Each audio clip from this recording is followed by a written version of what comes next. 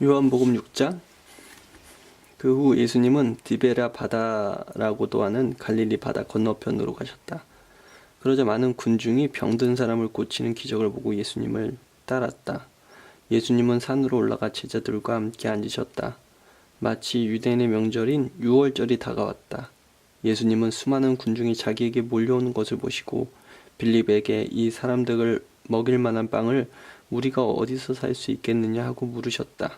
사실 예수님은 하실 일을 미리 다 알고 계시면서도 빌립의 마음을 떠보려고 이렇게 물으신 것이다. 빌립은 예수님께 한 사람에게 조금씩 나누어 준다고 해도 200데나리온어치의 빵으로도 부족할 것입니다 하고 대답하였다. 이때 예수님의 제자인 시몬 베드로의 동생 안드레가 예수님께 이렇게 여쭈었다. 여기에 보리빵 5개와 작은 물고기 2마리를 가진 어린이가 있습니다. 그러나 그것을 가지고 어떻게 이 많은 사람을 먹일 수 있겠습니까? 그러자 예수님이 그들에게 사람들을 앉게 하라 하고 말씀하셨다.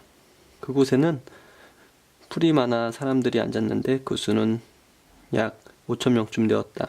예수님은 그 빵을 받아들고 감사기도를 드리신 다음 앉은 사람에게 원하는 대로 나누어 주시고 또 물고기도 그렇게 하셨다. 사람들이 모두 실컷 먹었을 때 예수님이 제자들에게 남은 조각을 거두고 버리는 것이 없게 하라고 말씀하셨다. 그래서 제자들이 남은 조각을 거두어보니 보리빵 5개로 먹고 남은 부스러기가 12강줄이나 되었다. 예수님이 베푸신 이 기적을 보고 사람들은 이분이야말로 세상에 오실 바로 그 예언자이시다 하고 외쳤다.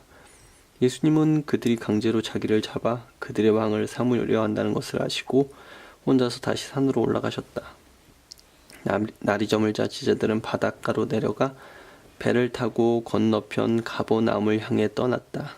날이 이미 어두워졌는데도 예수님은 아직 제자들에게 돌아오시지 않았다. 그때 강한 바람이 불어 파도가 일기 시작했다. 제자들이 배를 저어 4-5km 갔을 때 예수님이 바다 위로 걸어오셨다. 배로 가까이 오시는 예수님을 보고 제자들이 무서워하자 예수님은 그들에게 나다 무서워하지 말아라 하고 말씀하셨다. 그래서 제자들은 기뻐하며 예수님을 배에 모셔들었다. 배는 곧 그들이 가려던 곳에 다다랐다. 이튿날 바다 건너편에 남아있던 군중들은 한쪽밖에 없던 배로 예수님이 타시지 않고 제자들만 타고 떠난 것을 알게 되었다. 그러나 디베랴에서 다른 배가 몇 척 왔는데 상륙 장소는 주님이 감사 기도를 드리신 후에 군중들이 빵을 먹던 곳에서 가까운 곳이었다. 군중들은 거기에 예수님도 제자들도 없는 것을 보고 배를 타고 예수님을 찾아 가버나움으로 떠났다. 그들은 바다 건너편에서 예수님을 만나 물었다. 선생님, 언제 이곳에 오셨습니까? 내가 너희에게 분명히 말하지만 너희가 나를 찾아온 것은 기적을 보았기 때문이 아니라 빵을 실컷 먹었기 때문이다. 썩어 없어지는 양식을 위해 일하지 말고 영원한 생명을 누릴 때까지 있는 양식을 위해 일하라. 이것이 내가 너희에게 줄 양식이다. 하나님 아버지께서는 나를 인정한다는 도장을 나에게 찍어주셨다. 우리가 하나님의 일을 하려면 무엇을 해야 합니까? 하나님이 보내신 자를 믿는 것이 하나님의 일이다. 그렇다면 우리가 보고 당신을 믿을 수 있도록 당신이 보여줄 만한 기적이 무엇입니까? 당신이 무슨 일을 하겠느냐는 말입니다. 모세가 하늘에서 양식을 내려 그들을 먹였다는 성경 말씀대로 우리 조상들은 광야에서 만나를 먹었습니다.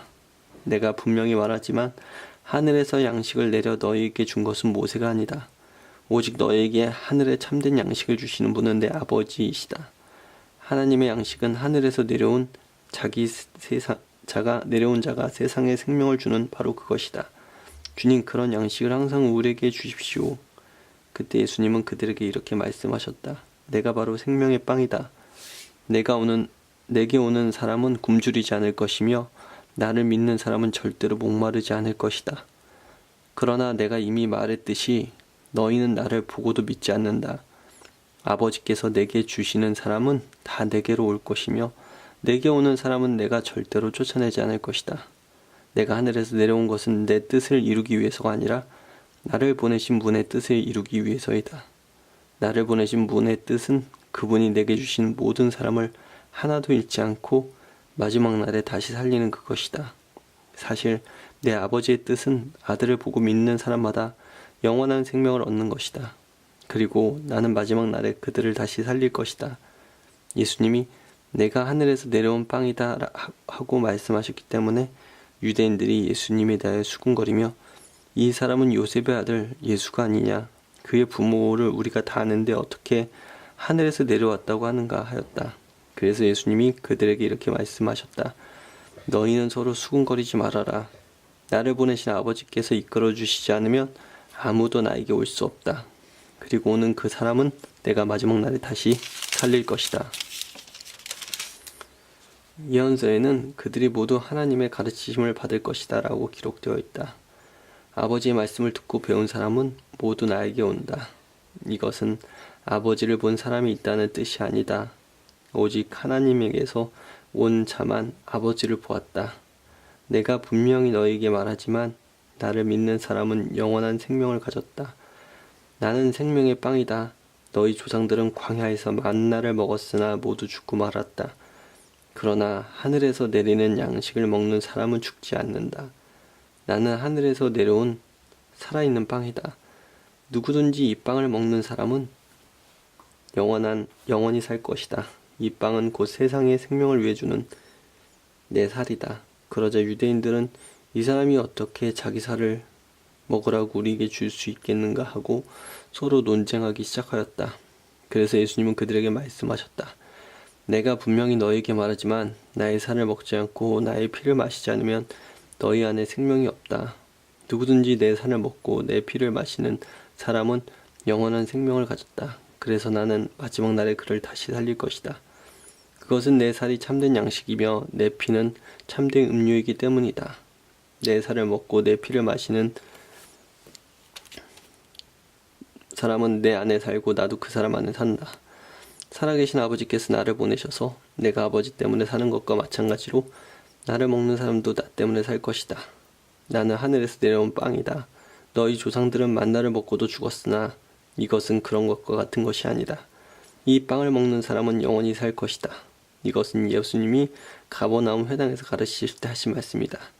이 말씀을 듣고 제자들이 이것은 정말 어려운 말씀이다. 누가 알아들을 수 있겠는가 하며 수군거렸다. 예수님은 제자들이 이 말씀에 대하여 수군거리는 것을 아시고 그들에게 이렇게 말씀하셨다. 내 말이 너희 귀에 거슬리느냐? 만일 내가 전에 있던 곳에서 올라가는 것을 본다면 어떻게 하겠느냐? 생명을 주는 것은 하나님의 영이며 인간의 육체는 아무 쓸모가 없다. 내가 너희에게 한 말은 영적인 생명에 관한 것이다.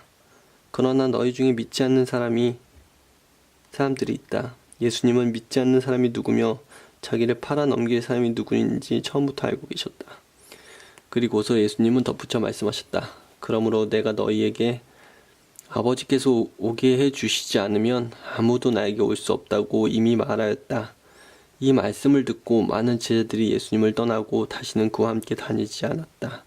그래서 예수님이 12 제자에게 너희도 떠나고 싶으냐 하고 물으시자 시몬 베드로가 이렇게 대답하였다. 주님, 우리가 누구에게로 가겠습니까?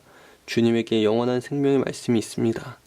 우리는 주님이 하나님의 거룩하신 아들이라는 것을 믿고 알게 되었습니다. 그때 예수님은 내가 너희 12를 선택하지 않았느냐? 그러나 너희 가운데 한 사람은 마귀다 하고 말씀하셨다. 이것은 가룟 사람 시몬의 아들 유다를 가리켜 하신 말씀이었다.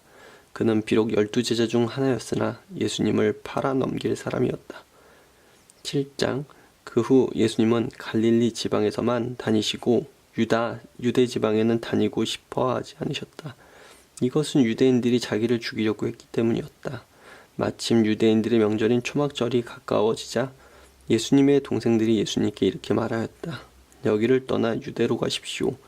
그래서 형님이 하시는 일을 제자들도 보게 하십시오. 세상에 알려지기를 바라는 사람치고 자기가 하는 일을 숨기는 사람은 없습니다. 이왕 이런 일을 하실 바에는 형님 자신을 세상에 나타내십시오. 그들이 이렇게 말한 것은 예수님의 친형제인 그들도 예수님을 믿지 않았기 때문이다. 그래서 예수님이 그들에게 말씀하셨다. 내 때는 아직 오지 않았지만 너희 때는 언제든지 준비되어 있다. 세상이 너희는 미워할 수 없어도 나는 미워한다. 이것은 내가 세상의 일이 악하다고 증거하고 있기 때문이다. 너희는 어서 명절을 지키러 올라가거라. 나는 아직 때가 되지 않아서 지금 올라가지는 않겠다. 예수님이 이 말씀을 하시고 계속 갈릴리에 머물러 계셨다. 동생들이 명절을 지키러 올라간 후에 예수님도 올라가셨으나 사람들의 눈에 띄지 않게 몰래 가셨다. 명절이 되자 유대인 지도자들은 예수님이 어디 있느냐고 물으며 찾아다녔다. 그리고 군중들 가운데서 쑥덕거리는 소리가 많이 들렸다. 어떤 사람은 그는 좋은 사람이다 하였고 또 어떤 사람은 아니야 그는 백성을 속이고 있어 하였다. 그러나 유대인 지도자들을 두려워하여 아무도 예수님에 대해서 터놓고 말하는 사람이 없었다. 명절 기간이 거의 절반쯤 지났을 때 예수님은 성전으로 올라가 가르치기 시작하셨다. 그러자 유대인 지도자들은 제대로 공부한 사람도 아닌데 어떻게 저렇게 많은 것을 알고 있을까 하며 말하며 신기하게 여겼다. 그때 예수님이 이렇게 말씀하셨다. 내 교훈은 내 것이 아니라 나를 보내신 분의 것이다. 누구든지 하나님의 뜻을 실천하고자 하면 내 교훈이 하나님에게서 온 것인지 내 마음대로 말하는 것인지 알게 될 것이다. 자기 마음대로 말하는 사람은 자신의 영광만을 추구하지만 자기를 보내신 분의 영광을 위해 일하는 사람은 진실한 사람이다. 그런 사람에게는 거짓이 있을 수 없다. 모세가 너희에게 율법을 주지 않았느냐? 너희는 한 사람도 그 율법을 지키지 않으면서 왜 나를 죽이려고 하느냐? 이 말에 군중들이 당신은 귀신이 들렸소. 누가 당신을 죽이려 한단 말이오 하고 대답하자 예수님은 다시 말씀하셨다. 내가 안식일에 한 가지 기적을 행했다고 너희는 모두 놀라고 있다. 모세가 너에게 할례를 주었다는 이유로 사실 할례는 모세에게 나온 것이 아니라 너희 옛 조상에게서 시작된 것이지만 너희는 안식일에도 할례를 베풀고 있다. 모세의 율법을 어기지 않으려고 안식일에도 사람이 할례를 받는데 내가 안식일에 아픈 사람을 완전하게 고쳐주었다고 너희가 내게 화를 내느냐. 겉모양만 보고 판단하지 말고 올바른 표준으로 판단하라. 그때 어떤 예루살렘 사람들이 이렇게 말하였다. 이 사람은 당국에서 죽이려고 하는 사람이 아니냐. 이 사람이 터놓고 말해도 그들이 말 한마디 못하는 것을 보니 지도자들도 이 사람을 진짜 그리스도로 알고 있는 것이 아닐까? 그러나 그리스도가 오실 때는 어디서 오실지 아무도 모른다고 했는데 우리는 이 사람이 난 것을 알고 있지 않은가? 그때 성전에서 가르치시고 계시던 예수님이 큰 소리로 말씀하셨다. 그렇다. 너희는 나를 알고 또 내가 어디서 온 것도 알고 있다. 그러나 나는 내 마음대로 온 것이 아니다. 나를 보내신 분이 따로 계신다. 그분은 참되신 분이시다. 너희는 그분을 모르지만 나는 알고 있다. 이것은 내가 그분에게서 왔고 그분은 나를 보내셨기 때문이다. 끝.